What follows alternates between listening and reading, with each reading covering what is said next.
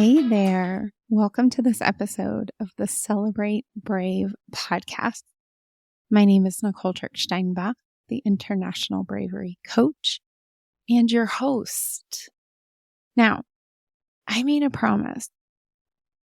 In an earlier episode when I shared that I'm shifting a little bit how I serve in the world and focusing on the skill of bravery, the Build Your Brave framework, and supporting women and people from many, many different industries and walks of life.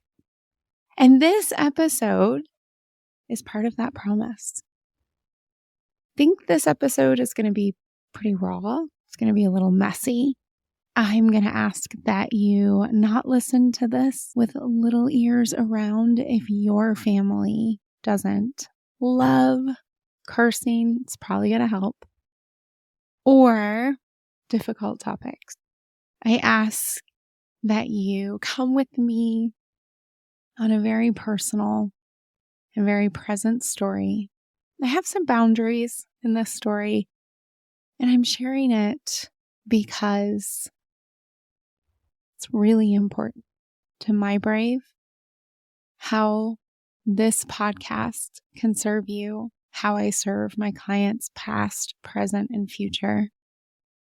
And quite frankly, one of the original reasons I started this podcast was because so many women in tech who I first focused on in my business self-report that lonely is their most common feeling at work.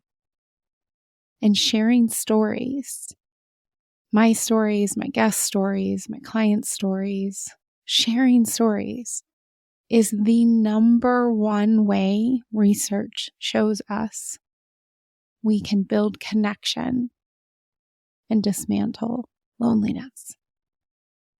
So I'm going to ask for a little bit of grace. Never told this story before. And while I do have an amazing podcast manager who edits, especially when I go off on some tangent or my stutter really comes in, I do believe this is going to be a pretty raw and messy episode, but I hope that it serves you. And if I share something and I don't go deep, or you have questions, or how I say something is a little bit confusing, I'm going to be talking about American situations, German situations, parenting, career, etc.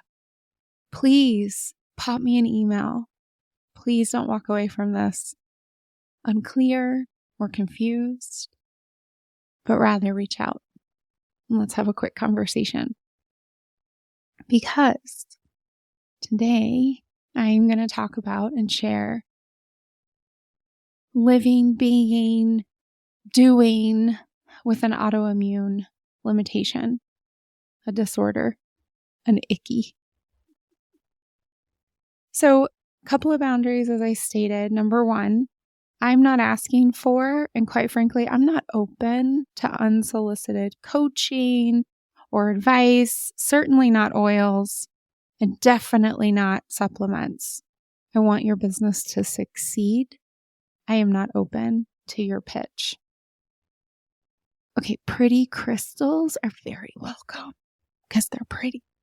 Okay, second, I'm only going to share what feels right and is in my growth edge. I talk about the concept of the growth rubber band, right? We want the rubber band to stretch and not snap. I will also only be sharing my story. And you're going to hear some specifics later where I say, I don't have permission to share that. It's not my story. And that's all you're going to get. And I thank you already for respecting this. And third, I am sharing everything that follows for a reason.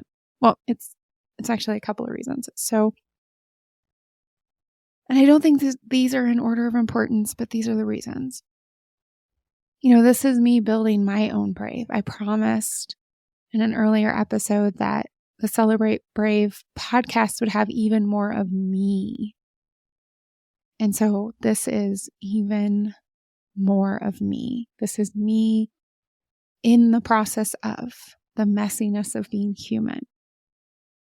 It's also me being and living in the outcome, in the result of the investments I've made into me since I was, 17, 18.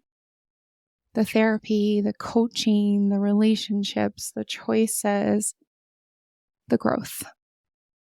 This is me as a product of me and the service I give to my clients. Ableism is so real. And it's an area of really significant growth for me, even though I run into it, my family members run into it, some of my clients run into it. It's an area where I continue to grow. And so specifically for my listeners and my community members in the community, in the disabled community, if you hear something and you see areas of growth for me, I am so open. I'm so open to resources, to correction. It is not up to you to do the mental work, the emotional work for me. And if you choose to, I want you to know I am open. Okay. The third reason is I felt so alone with my health issues and my family's health issues and for so long, years, really, really years. And sometimes I still feel alone.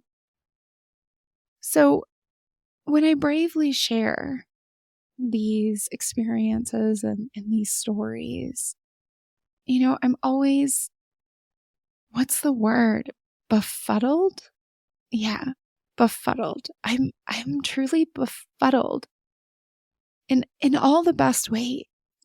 And how me sharing a story or you sharing a story, the loneliness, it dissipates in the short term and in the long term.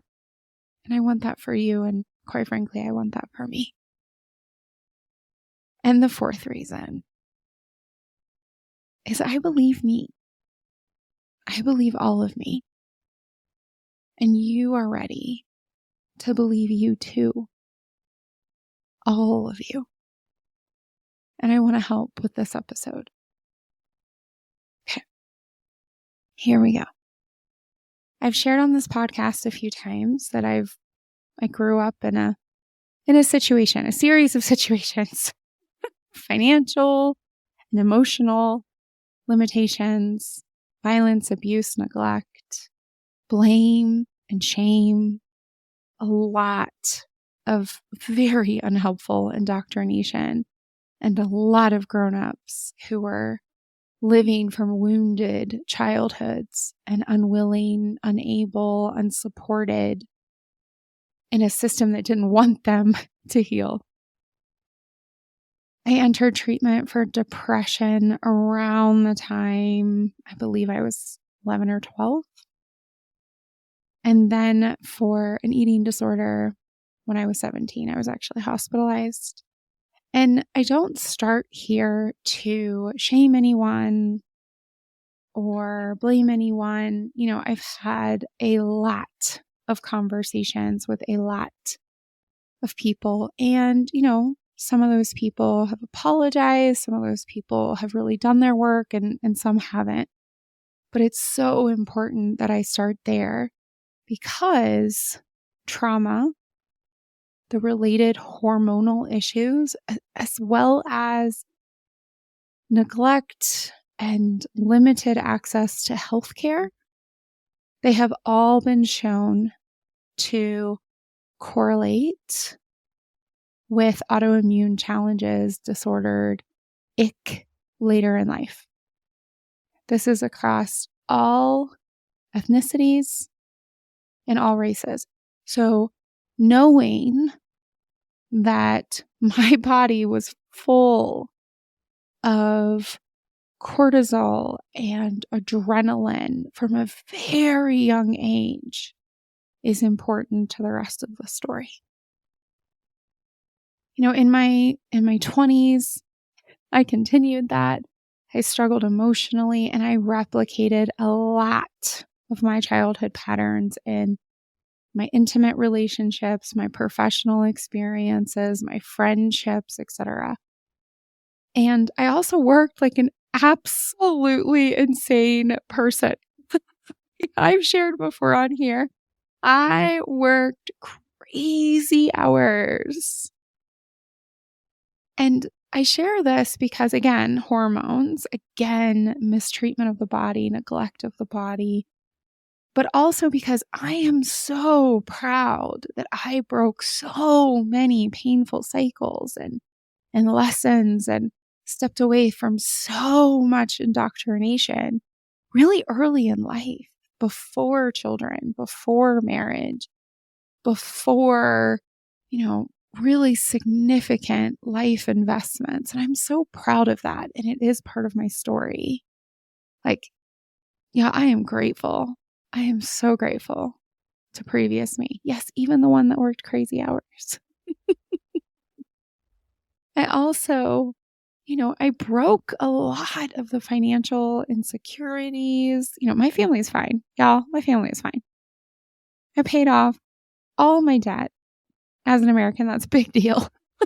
When I was 27, I think I was a senior consultant or something. And now I'm 42. And I became an executive. Now I run beautifully successful business. So do that math. Like I am proud of me. I'm so proud of me. Past me and present me. I also, and this was really, really, really big in my mid-20s, I invested so much in my healing, and specifically with a woman named Andrea. Now, Andrea led me for 2 years. 2 years, y'all, through a program. It's from John Bradshaw. May he rest in peace. And I think it's called The Inner Child. It might be called Homecoming. It was a book, and we built on top of this book. At the time, Andrea was maybe 5 years older than me. And this woman, she did not fuck around. Okay, I was this American, mid-20s, really suffering. I wanted so much to break so many patterns, so much pain, and I didn't know where to go. And so she offered this to me, and we did this work together. And for real, she would say things like, not at the beginning of our process. Okay, this is like in the middle and towards the end, right? 2 years, yeah. She would say things like, good story. Thank you. Okay, now we focus, we heal. Or she would say, after I went on and on and on, she would, nice excuse. Or she would say, I think this is a big lie. Oh man, she was amazing. She was also the very first therapist I had that if I didn't do my homework, our session didn't keep going. I had to do my homework. She did not play. I am so grateful for her. And I am so grateful for former me who stuck it out. It's called a liar. But she was right. She was right. And I'm so grateful. It's also around my late 20s when I started to get more and more tired. I know now that that's a part of healing from burnout. I didn't know that at the time. But I also know that that was the first, actually. That was really the first symptom that something was going on with my immune system, which totally makes sense now that I know all the research. But I didn't at the time. After months and months and months and months of, perpetual gas, like I farted and burped all the damn time, and that can still happen. I still have those times. I had a lot of poop problems. I had stabbing gut pains. And, I just literally fainted from one moment to the next. I just literally fainted. All my blood tests were quote unquote normal. P.S. Y'all, we live in a patriarchal system. It is a global system. While this was all happening in Germany, normal, we're going to put that in big ass quotation marks because that's actually for like a white guy who weighs 200 pounds or something. Spoiler, I do not weigh 200 pounds, certainly not then. And I'm not a guy. So quotations around normal going forward. My hormones were quote unquote normal. All my bodily fluids were quote unquote normal. I got a colonoscopy. I was told I probably had cancer. I didn't. I got a colonoscopy and whatever the other one is called. And everything came back quote unquote normal. What jackass even told me? And I quote, he told me in English, "You eat too fast," which is baffling because I would love to have dinner with you or lunch or whatever. I don't eat fast. In fact, especially compared to Germans, I certainly do not eat fast. But that began the ignoring, the blaming, the dismissing, and the silencing of me that is so important for this story. I got married. I stopped working so damn much. Actually, that was in the other order. I stopped working so damn much. I got married. And then I had 3 pregnancies. One was a miscarriage. There were 2 live births. That second pregnancy, the one with my son, it was so difficult. It was so exhausting. Afterwards, I experienced PPA, postpartum anxiety. Totally different story. Massive rant about the patriarchal medical system and ignoring women. But that's for another time. And then my second pregnancy was truly terrifying. I haven't talked about this. I was lonely and quite frankly, it was awful. We really struggled during the birth. I was on bed rest for about 6 months.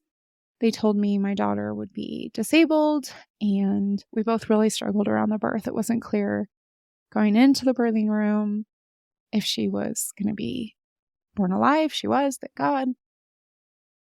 And a few days later, I had a massive infection. And quite frankly, I don't think I would still be here with you had I not lived in Germany.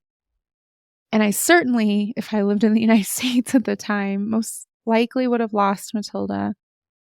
But I would also still be paying off massive medical bills. So, universal health care, y'all. You want financial freedom? You want to be healthy? Support universal health care. Okay.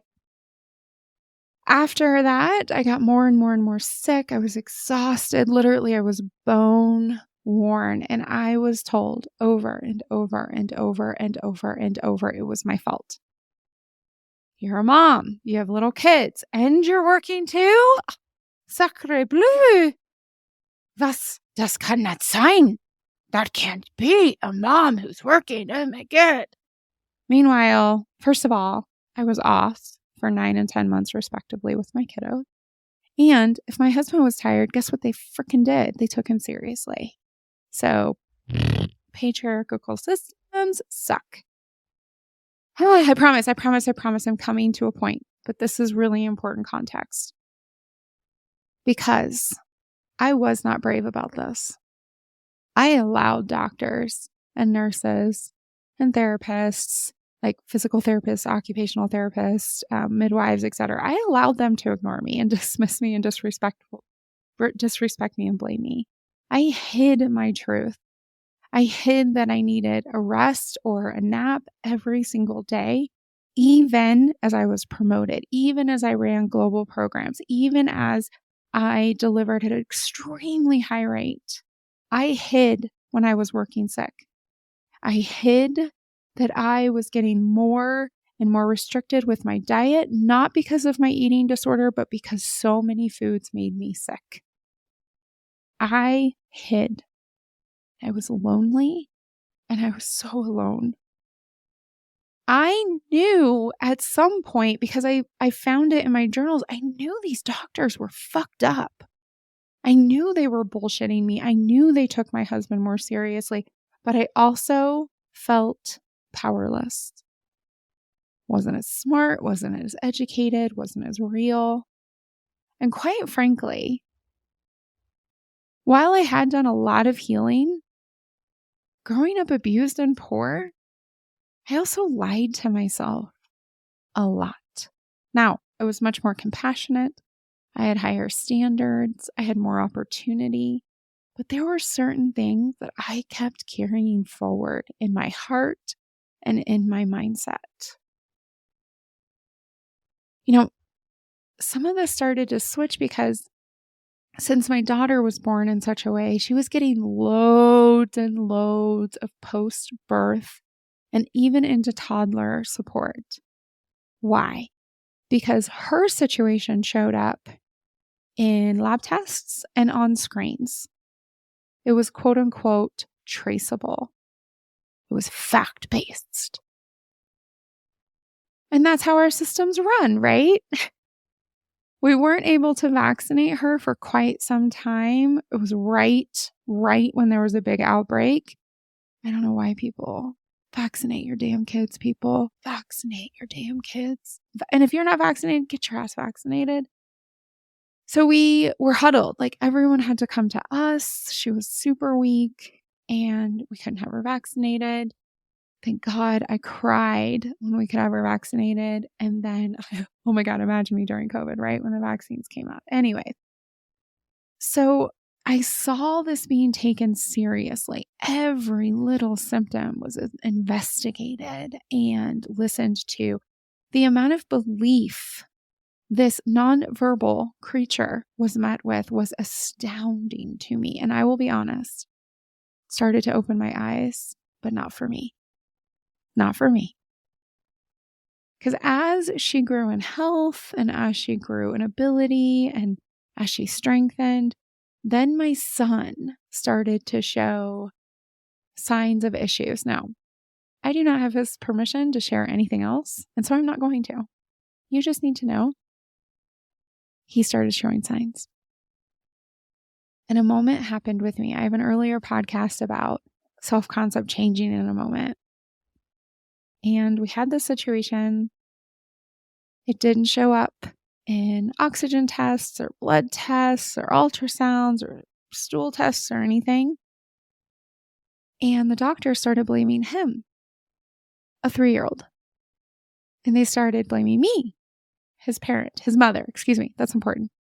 Of course, his father was totally blameless, but whatever.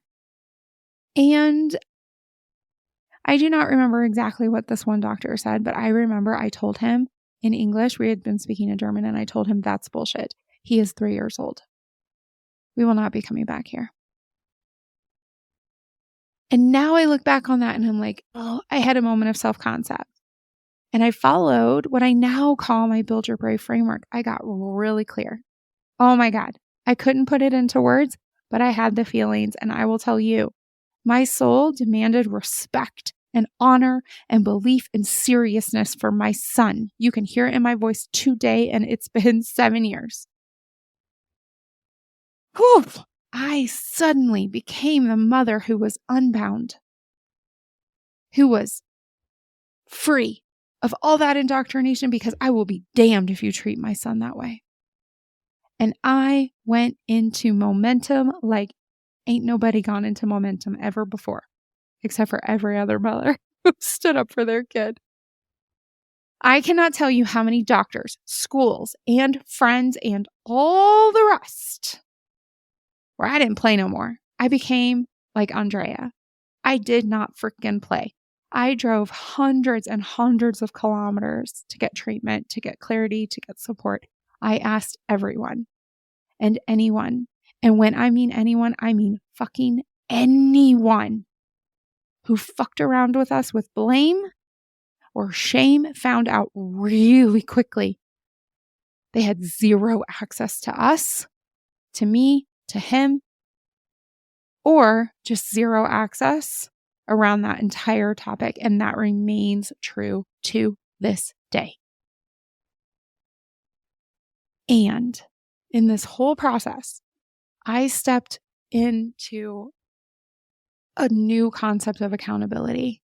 Y'all, I transformed. I imperfectly, but ever more, decided what I was responsible for, and nobody could hold me back. And also what other people were responsible for. And I believed people when they showed me and when they told me who they were. And then I went right back up to clarity, right back up to self-accountability, and then moved through momentum. I always returned to my promise of who I was and that I believe my son. Ich glaub mein Sohn, ihm geht's nicht gut. I believe my son, he is not doing well. The reality is I was so lonely at the time, and quite frankly, so was he. Family, people we thought were friends, they could not come with us on this pathway, and it was hard. I didn't have the language at the time, but now I know that I was meeting ableism for the first time that I could recognize, but not the last. Finally, about a year into this entire process with my son, I got some answers. Again, I don't have any permission to share that, so I'm not going to. And at the same time, I was getting sicker and sicker. And I wish I could tell you that I turned all these lessons from my daughter and my son and my therapy and the neuroscience I was learning and the health I was learning as a result of my son about cortisol and adrenaline and dopamine and all these hormones. I wish I could say I turned that in on myself, but I didn't. Hey, man, I am human. When I say that being brave is hard for me, I'm telling you the truth. Believe me. Just like you, just like most of my clients. I am more likely to protect other people, be fierce for other people than I am for myself. I am still faster to step in for my son, for my daughter, for people I love, for my clients, for my friends, for my community than I am for myself. Indoctrination is freaking real, y'all. It's real. But it's about, spoiler, it's about that 2%, that 3%, that 4% shift over time that leads to massive transformation. Because we did make massive transformation. We made massive risky choices, and some of them worked out and some of them didn't. We moved to the US. We got more testing. We got more clarity. We screwed up a lot more. We got family therapy, family coaching. We got diagnoses. We learned. Oh God, it's been messy. And we learned. And I got sicker even more often. And I hid it and I blamed me. But then the pandemic. Let me tell you about the pandemic. I had been dealing with that point. I had been dealing with for 13 years. For 13 years, I had been dealing with growing exhaustion, an ever more restricted diet, rashes, gas, digestive issues, or as I read one time in a Victorian novel, digestive distress, hair falling out, weird acne, weird smells, fainting, oh my gosh, so much. 13 years. 13 years. And then COVID. Everything locks down. What I now know is I had a big flare up. I had a really big flare up. And since we didn't know anything, oh my God, go back and look at like your social media posts and what you were reading in 2020. We knew nothing. We knew nothing. So I tested for COVID. I was negative. I didn't end up getting COVID until 2022, fall 2022. But the doctors were like, well, we don't know anything about COVID. These tests could be wrong. You could have a new variant. You could have long COVID, da, da, da, da, da, da, da. So they got curious. I think they wanted a paper out of it, and I'm fine with that because they got curious. Oh my God, so many tests. Most of them in front of my house because it was late summer into fall. Most of the tests in front of my house. People taking blood in front of my house, dropping off stool containers for me to do in front of my house, oxygenation tests in front of my house. They were completely covered. I was standing there in front of my house. Nobody knows what's going on. And finally, they're like, your hormone panel is normal. Let's go a little bit deeper. This one little piece that looks a little weird. It's normal, quotation marks, but let's go a little bit deeper. Oh, that's interesting. Let's go a little bit deeper. Oh, this result on your stool test, that's within normal, but it's like kind of on the low side, kind of on the high side. Let's go deeper. Let's go deeper. Let's go deeper. Let's go deeper. And guess what? 13 years after my first real complaint, all those tests, 3 times I was told cancer. 4 times I got a colonoscopy and whatever that other thing is from the top to the bottom. Sorry, y'all, I'm not a doctor. I would treat people better if I was. Anywho, and all the rest, all the missed days, all the missed memories. I have so few memories. Okay? I finally got a diagnosis. It's an autoimmune disorder. And it's an autoimmune disorder. It's in that like massive autoimmune disorders that seem to correlate with neglect, abuse, poverty, etc. Cortisol, trauma, adrenaline, dopamine dumps, all the things, okay? But here's the thing. I was told, and I believe now having 2 years, I think we're getting up to like 2.5 years, maybe even 3 years of actual treatment for this. Maybe it's healable. We don't know. But it's definitely treatable and it's definitely manageable. But it runs on estrogen. I would love to tell you all about it. I'd love to tell you a name. I'd love to tell you a treatment plan. I'd love to tell you the newest research. I would love to tell you all of that. But guess what? Here's what's fun. Estrogen, you may know, is a female hormone. Guess how often anything dealing with women is researched, studied, funded, hell, even believed in our delightfully patriarchal system globally. Guess how often? Not often. Not often at all. Not often at all. And let alone this capitalistic white supremacist system of the United States, which currently has the largest medical research budget, also the largest profits. Yay. So I can't give you a name. I can give you a random, for me, it seems random set of letters and numbers. And maybe at some point it'll be profitable and women will actually matter and it will be researched. Who knows? But the healing. Because through this process of curiosity and through this process of me taking what I learned, watching my daughter and my husband be believed, watching me step into my brave for my son, I brought that in. I finally brought it in 5 years later. And I moved through doctors like frickin' water. I was like, nope, this is my opportunity. That person does not believe me. I want someone else. So I created a medical team who said magical things to me.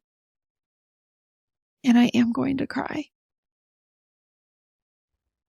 A team who said, I believe you. Let's look again. Let's look deeper. I believe you. I stopped sleeping for in between 13 and 18 hours every single day. Now I sleep somewhere in between 9 and 12. Depends on the day. It depends what's going on. It depends if I'm, battling something my delightful kids came home with, right? I do rest every single day, but I believe we should all be doing that. Middle of the day, 20, 30 minutes. I sit on a beautiful chair. I look outside my beautiful windows. And maybe I drink coffee. Maybe I drink tea. Maybe I read a book. Maybe I just sit there. I have added in so many foods. Y'all, I lived without garlic. I have learned and I have healed. And while treatment, I'll be frank with y'all, it was rough because basically I don't know if this is the right term, they flattened my digestive system and rebuilt me. It was rough, but I am in awe of what belief can do, what I did for my son, what all those people did for my daughter, they did for me. However, I did it first. I believed me first. And yes, huge privilege is wrapped into this. I was diagnosed. I could work from home. I have a partner. I had access to insurance. And after the summer of 2021, when it was clear this was completely unrelated to COVID, it became quite expensive to the tune of thousands of dollars. Very expensive. And that privilege, all of them, that I am white, that I'm an English speaker, that I am tall, that I was a global executive, all of that is real. And it was my belief and their belief, their commitment to clarity, my commitment to clarity. They're just this flicker of belief would constantly relight the candle of my own belief. So look, I still struggle. I said this was going to be messy. This is so messy and this is so long. And if you are still listening, I honor you. Because I'm actually coming out of a flare-up.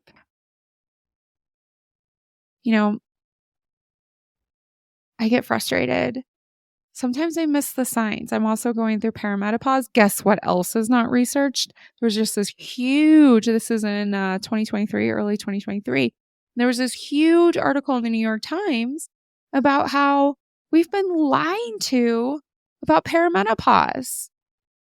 So, I didn't listen to myself. I didn't listen to my body. And now looking back just a few weeks, I can see that there were a lot of symptoms that I missed and I dismissed until I woke up last Sunday and my face and my entire body was so swollen.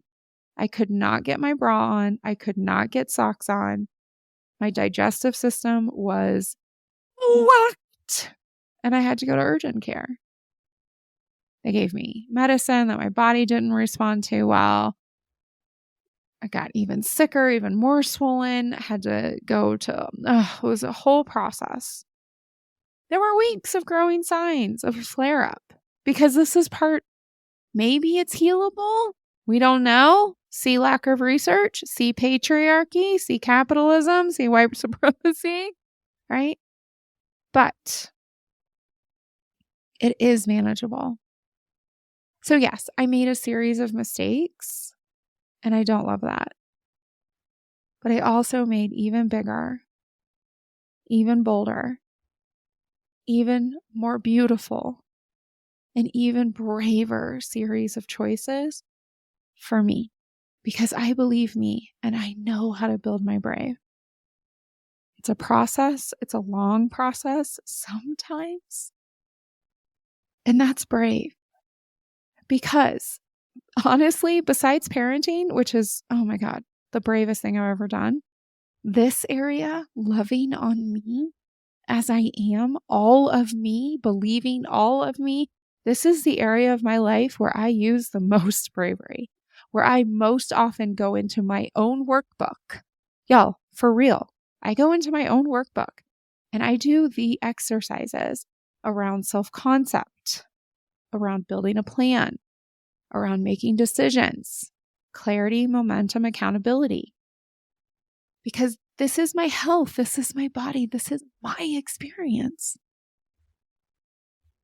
And yes, this means I can disappoint others. And I will be so real with you. This time I had to short notice and reschedule client sessions, a lot of them. I missed a group coaching call for another program that I'm within. And I spent hours and hours waiting for spontaneous healthcare in the United States. Y'all, again, universal healthcare. I have never waited as long as I have to in the United States. And I have been treated in 6 or 7 different countries that have proper care. Universal healthcare. And I had all the feelings.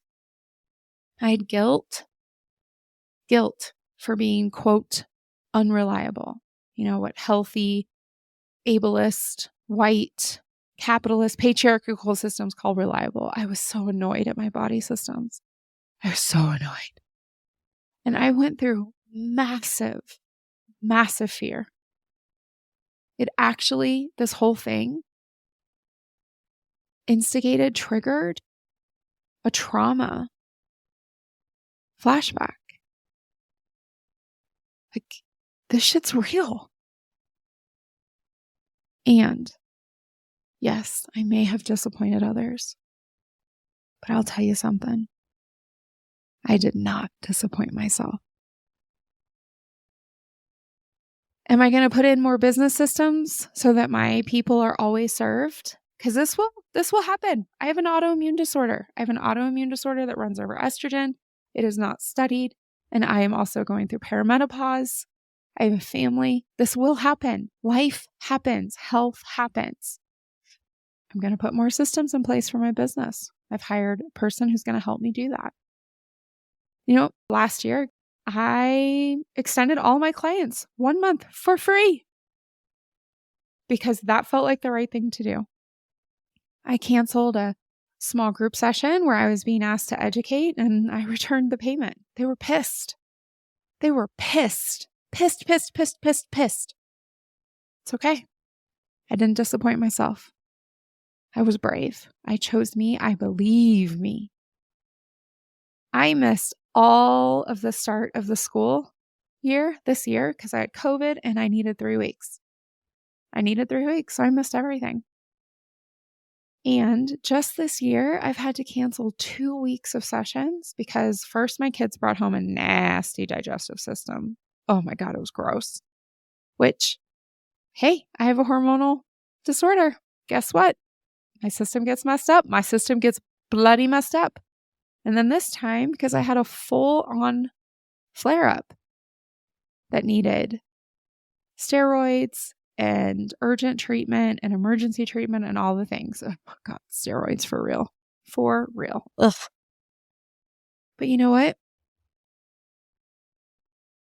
I'm going to refer back to one of my clients who has an earlier podcast episode, Caroline.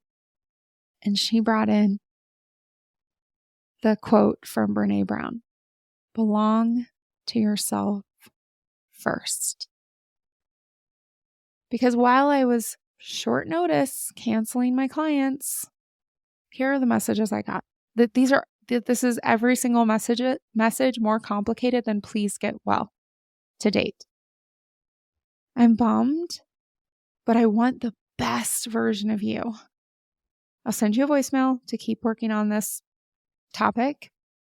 And then we sent voicemails back and forth as I had energy and as I could focus. And then she wrote, "How are you still this good? Sick. Thank you." Another client wrote, and some of these are edited for shortness. "Thank you. I'm actually sick today too. I'm going to call out." First time this client has ever done that, ever. Next client. "This is why I love working with you. You really are brave. Talk next week."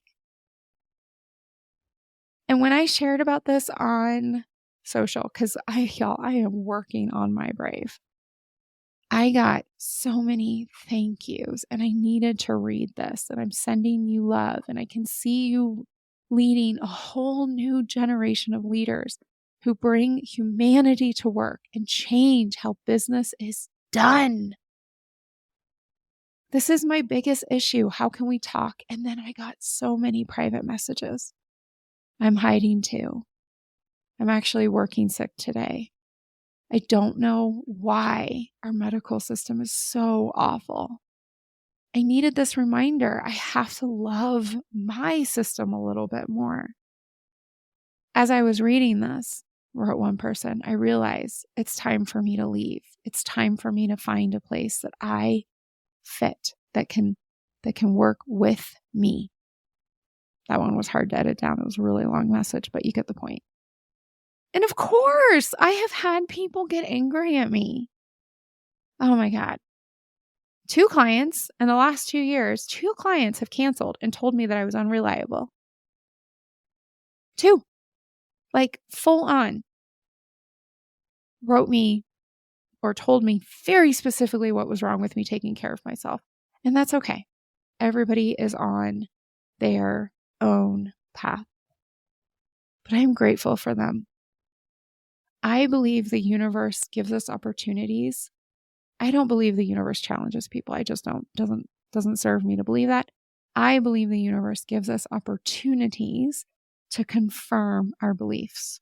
And they did. Yes, I was hurt. I cried. I cried a lot. But I am also so grateful because the 2 clients who took their spots when they quit, those 2 new clients, they both needed to work with someone exactly like me. All of me. And this is what I want to share with you. Beyond the whole story, which I hope that story reduces your loneliness, no matter what it is that you're dealing with, no matter what your story is, no matter how you're running into systems that suck, like ableism and patriarchy, white supremacy and capitalism and all the things, right? Homophobia, transphobia, right? Whatever you're running into, here is what I want to share. You are not going to fit just everywhere or anywhere. And thank all the gods. Thank you, thank your ancestors, thank the gods, thank the universe. Because there is a place that not only will you fit, but that needs you. For me, there are clients who need me, all of me. And for you, there are places that need you. Not just tolerate you or allow you to smush yourself in, hide huge pieces of who you are. No. Places that have a perfect space and an ease and a flexibility to reshape that just for you. And sometimes you will think you found that spot. Sometimes I think I found that spot. I'm also going through this right now, which I'm sure did not help my flare up. But, you know, I was with an organization that I thought was the right place. And then it turned out I was wrong. This organization did not want my voice of critical feedback, respectful, but critical. My voice of reconciliation, my voice of them holding up their promises. So they started deleting stuff. They didn't answer emails. There was a lot of blaming of not just me, but lots of people who were speaking up. And so they get none of me. They get none of me. I deleted every single thing in that space, in that organization. And I wish them all the best. And they get none of me. And part of that is because I changed. Part of that is because the organization has changed, right? So this is an ongoing process. Like I said, it's a long, beautiful process.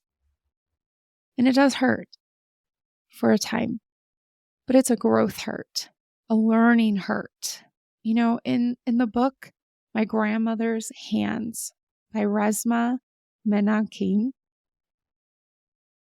it's called A Clean Hurt. an experience of turning towards and belonging to you, all of you. An experience that leads to a lot less stress later. This organization I'm walking away from, yes, it hurt. Yes, it spun. Yes, it was a part of my flare up. I'll tell you what, man, it was like 4 months, not 4 years, 4 months. This type of hurt, this type of growth, it leads to a lot more ease, a lot more connection, a lot more opportunity. I see it in myself and in my clients all the time.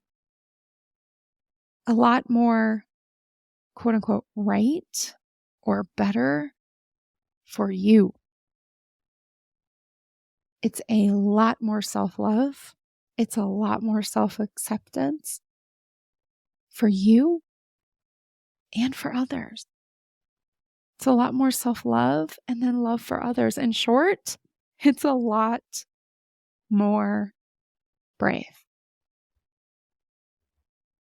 And you are so ready for that type of brave, especially if you've listened to this incredibly long, messy, raw, vulnerable episode. You are ready. The world is also ready. You are ready to believe yourself more than any broken system, any unhelpful indoctrination, or any other well-meaning or not well-meaning people. You are ready to get clear. Become who you want to be, who you were born to be. You are ready to build your momentum that serves you. And you are ready to embrace accountability that frees and empowers you. All of it, all of it, all of it. You are ready. Even if you feel like me, my body has been shaking throughout this entire episode. And I'm ready. It's the stretch of the rubber band of growth. It's the pain of growth. It's the growth hurt, the clean hurt, the learning hurt. I'm ready, and so are you. You know, I started this episode with 4 reasons. 1 is a continuation of the promise I made to bring more of myself, to build my own brave. To share, ableism is real, y'all. It is real. 3, to reduce my own loneliness, and I really hope yours. And 4, because I believe me, all of me. And you are ready to believe all of you too. Thank you so much for listening to this. Please share this with someone in your life. This is a raw, messy, vulnerable message, but it's also most likely the bravest episode I've ever made. I mentioned at the top, if you have any questions or feedback, or if you see any sort of ableism, ignorance, unawareness in me, I want to hear from you. I'm on socials, I'm on LinkedIn, I'm on Facebook, I'm on Instagram, and my email is Nicole@Steinbach.com. You are already brave, and I can help you build your brave. You'll get clear, you'll get moving, and you'll get free. You will stress a lot less, you will work less, and as a result, you will earn more. But most importantly, you will love, accept, believe yourself. And I don't know a better way to end this episode. with love. Until next week, brave it up. Hey, before you go, if you find the brave concepts I share in this podcast useful and you want personal, in-depth support to reach your brave goals, I invite you to apply for my 6-month one-on-one Build Your Brave coaching package. I coach you and I teach you everything you need to know to get clear, get going, and become your brave you. Imagine you and me together for 6 months, building your bravery so that no matter your goal, no matter where you're starting, we celebrate your results. You will stress less, you will work less, and you will earn a lot more. Go to tricksteinbach.com and schedule your consultation. Till next week, brave it up.